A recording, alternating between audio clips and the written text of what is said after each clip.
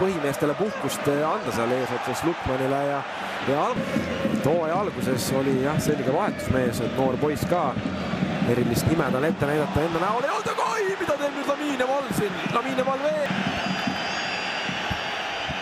Ja vaatame siit, Hopsti võtab 1, 2, 3 ja no see on Mahja. Lamineval natukene kaugel seal väravast, on suurepärane sööt Markus Ralfordile, Markus Ralford värava tühikorre. Mängivad siin kiirelt lahti ka Laminevalile pall ka läheb löökteel. Nüüd võiks midagi ohtlikku tekkida ja Mall on nüüd kastis ka, kas saab äkki löögile ka Lamineval läheb lõpuni välja, ei lähe.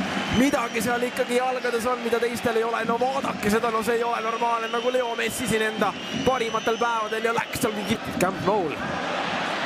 Kui nüüd Lamineval pööramas on ja Mall veel, no kas on löögiruumi, nüüd on, ei ole! Mõnusat nädala jätku, buenas noches!